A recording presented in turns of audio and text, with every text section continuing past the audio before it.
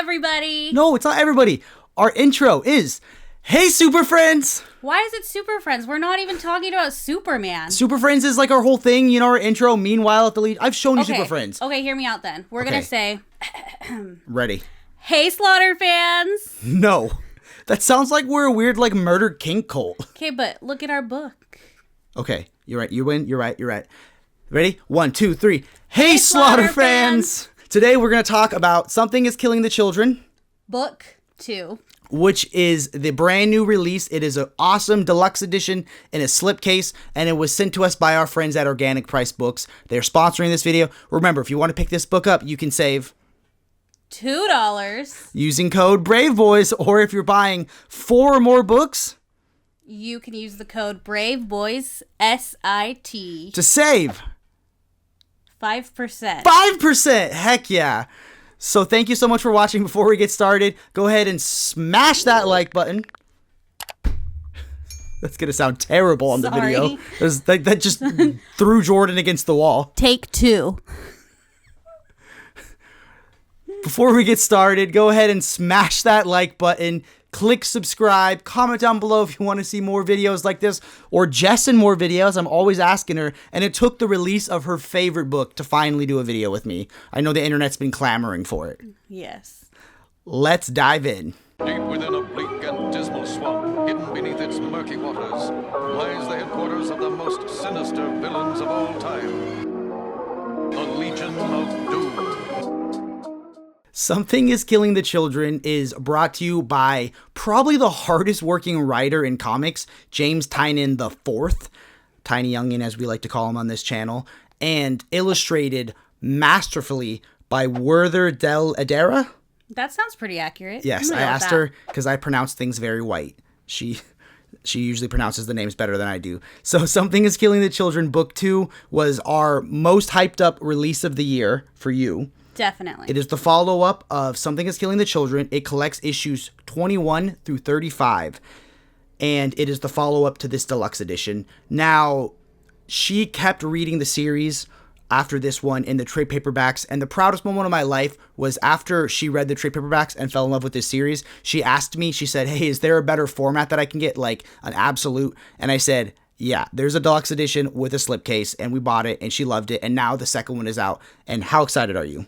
I am so excited. I was so happy to read it. For anybody who doesn't know, I don't like reading. So the fact that he got me to read, it should be a celebration on its own. So right over here, I was very excited for it. And she only had me read half of the book to her. Sometimes we have some fun couple comic reading time. So tell our viewers at home, what is Something is Killing the Children about?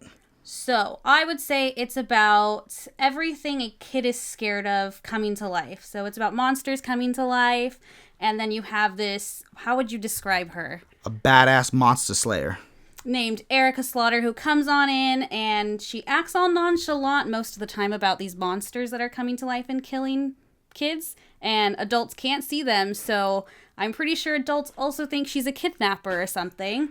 But she comes on in and she tries to get on the good side of the kid, tries to get them to trust her entirely in order to find this monster and defeat it. It doesn't help that she always looks strung out. I don't know if she's taken too much caffeine or not enough caffeine, but she's got wild eyes. They even reference how big her eyes are. So the first Something is Killing the Children came out and blew my mind. After that, they did do a trade paperback that was a prequel series that's not collected in 1 or 2, as well as the 2 spin-offs of House of Slaughter, the trade paperbacks, which I know you read also. So I'm thinking there'll be a 3rd deluxe edition, probably for the prequel and the spin-offs, because it is weird that it's not collected in either one of these. This goes 21 through 35. This one goes up to 16, so 16 through 20 is not collected in oversized format currently. Sad days. But I asked you, do you prefer reading it like a deluxe edition, or do you like a trade paperback? So I would say if I'm reading at home, I prefer the deluxe edition. And then if you're telling me we're going on vacation, I'm probably going to travel with about 3 of these because we know on vacation I'm not reading more than 3. She's going to bring 3 and read a quarter of 1. Yep. Yeah, when we ever go on a vacation, we bring comics. It's crazy. Like, I bring some like giant tome. Like, I bring Hellboy Monster Edition, and I just power through it. And she's like halfway through when something is killing children. Okay, trade paperback. Okay, moving on. What is this specific? What is book 2 about? How would you sell it to someone? You're on an elevator. You got 30 seconds to pitch them this book. What makes it so special? Okay. What makes this one so special is there is not just one story going on. There's one overarching story, but I like the little stories in between. So you get a love story. You have somebody who wants to take care of a kid's story. You have the normal something is killing the children, Erica protecting a child or a family or a whole town, honestly. And then you also have the House of Slaughter.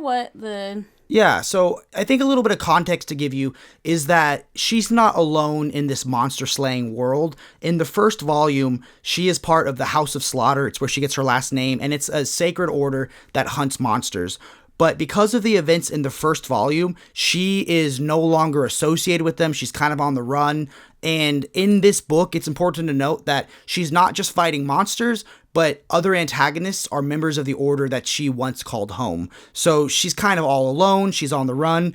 And I actually think some of the things she faces that aren't monsters in this book are low-key scarier. I mean, how do you pronounce the monster's name? A duplicate? Duplicitous? Duplicitite. Duplicitite. If you watch this series, if you watch this channel, you know I can't pronounce things correctly, but duplicitite.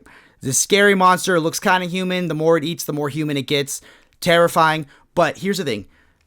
This book pulls no punches. Neither one of these books do. Like, usually in a horror movie, like, the kids are, like, safe. Like, nothing ever happens. It's literally the name of the title. Something is killing the children. Kids don't make it out alive. So be warned if that's a trigger warning for you. If it's not, and you want something exciting, and you want awesome action and great horror, I think these are the books for you. But should we show them some of your favorite parts? Let's do it. Cool. YouTube top-down shot. Activate. So here you can see it in the awesome slipcase. So this is like orange. The other one was red, right? On book 1. That's a good question. I don't remember. Yep, it is red. It's right there.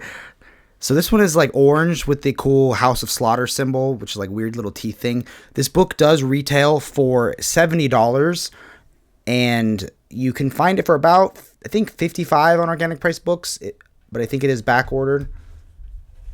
Here you can see the spine. There you see Boom Studios, Something is Killing the Children, James Tynion, and Werther Del Adera. She gave me the nod of approval. Let's take it out and show you the cover. So the cover honestly is striking to me. These books are beautifully designed. What do you think about the cover? I actually really like this cover. I think it's a little different from the first one because the spine is orange, and then the face on it's orange, and then if you look at the other one, it's blue, and then it's red. This is way more interesting. I really like that the mask is still on this. I don't know if it's on the first one. Is that supposed to be Cutter or the duplicitite? I think this is Erica. No, that obviously that's Erica. Is it not her shadow? But doesn't it kind of look like? Is that her shadow? I feel like it's kind of okay. Let's bust it open and look at it inside. So the one thing I was a little disappointed about in the last one was there was no extras in the slipcase edition. It was literally just a slipcase that it came with, and you could buy it separately. Sorry.